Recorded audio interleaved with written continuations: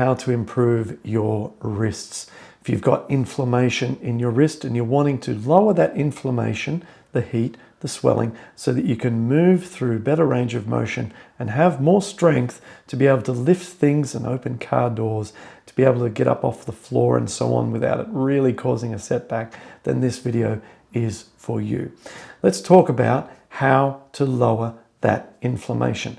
Well, studies were done some years ago that showed that a mechanical device, if it was applied to the back of the hand and into the wrist, that actually pulled the wrist apart. So a mechanical, what looked like a torturous device. Over a 2-month period, when that device was applied to patients who had a reduced spacing in their wrist, meaning loss of cartilage, those patients showed a greater spacing at the end of that period and some cartilage regeneration. So distraction is a way that we can utilize to try and reduce joint inflammation, pain, and problems. I've seen this personally working with thousands of people with rheumatoid arthritis. Those with wrist problems respond well to distraction like exercises. Now, I'll show you what they look like in just a minute.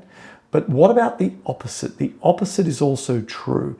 When we're doing exercises that aren't distraction, pulling apart, but instead are compression, pushing together, these exercises irritate the wrist and must be avoided until the wrist feels good. These exercises look like pushing away motion, like bench press at the gym or shoulder press, or you might see it in a much more day-to-day situation, like pushing open the car door or pushing open a door in your house.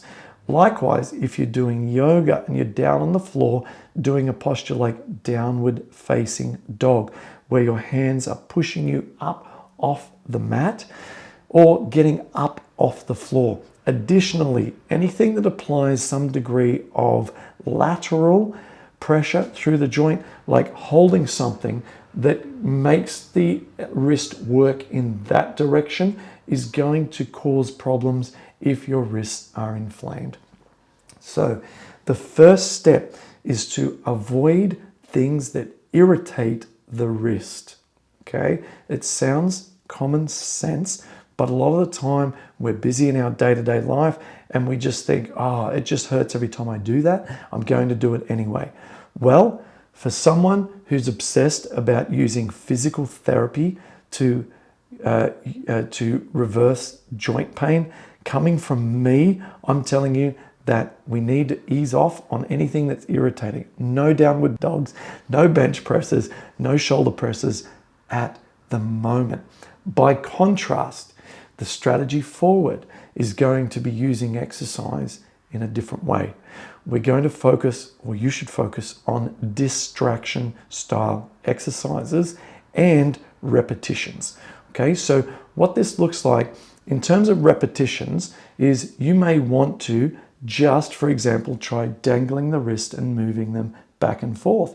You might want to do a sample size of this of maybe 50 back and forth, and then check in with how the wrist feels a few hours later. Then, if it's fine, next day you might want to increase that 50 to 75, 100 or more. In the past, I used to go and do thousands of repetitions on joints that were inflamed. Once I had a style of exercise that was zero impact, that provided my body with lots and lots of repetitions without adding pain, I knew that repetitions equal relief. And so exploring, not just for the wrist, but other joints that hurt, specific, simple, over and over again style exercises without loading them can be very, very beneficial to get that new synovial fluid moving through the joint. And we know that joints love movement, okay? Even inflamed ones, in fact, even more so inflamed ones when done safely.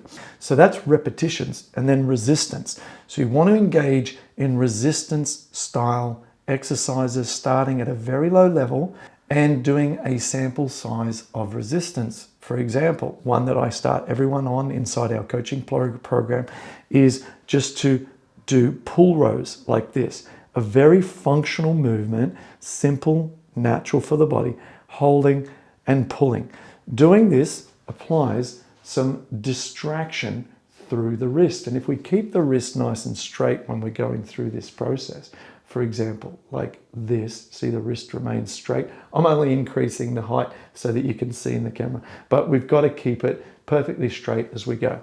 Starting out really light, really light, really light, day after day through repetition and consistency, should start to see, my wrist is not quite as bad. Then we scale it. And in our coaching program, we help people go from this starting point that I've just told you about, all the way through to hanging from an overhead bar. That is the end goal, not just for the wrist, but also for the hands and building grip strength. When we can hang from an overhead bar and we've got our palms facing forward and we can take our whole body weight down through with our feet off the ground, when we can do that for 30 seconds, the body has become so resilient and the connective tissue around the joint and all those tendons in the fingers have become so resilient and strong that it's very difficult for inflammation to persist in those joints. You will see this for yourself. As you build more and more ability to tolerate distraction through the wrist, you will notice that pain go down. Sometimes there's some workarounds that need to be put in place, but generally that's the direction, is more and more of the consistency and improved strength at home or at the gym, but light levels, and then go through a strength building process of patience and consistency until we start getting to an overhead bar. And once we get to the bar, it's rinse and repeat. Longer and longer durations, at first with feet on the ground and then later without feet on the ground, until we're at 30 seconds hanging from that overhead bar. If you can do that, your wrists are going to be feeling amazing. Obviously, in parallel to this physical therapy, everyone needs to lower the systemic inflammation. This is inflammation that's going on that is being caused by particles getting into your bloodstream. Okay, they can come into your bloodstream via the gut, via the mouth, through the pathway down past the gum and the tooth, and getting into your bloodstream and irritating your immune system. So this also naturally needs to be down regulated.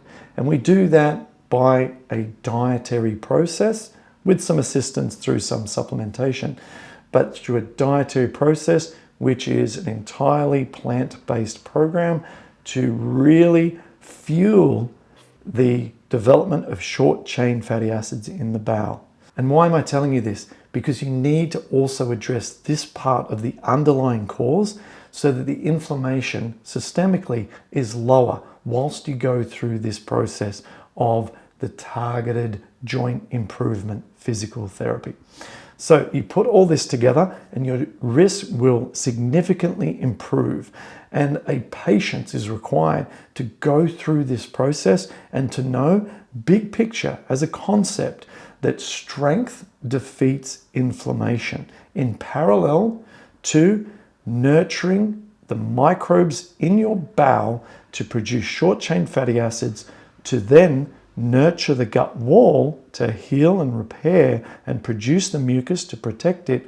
And together, these two things will help you have significantly less wrist pain, with your mission to get it as low as possible, ideally zero, through these strategies. I hope this has helped. I look forward to seeing you in the next video.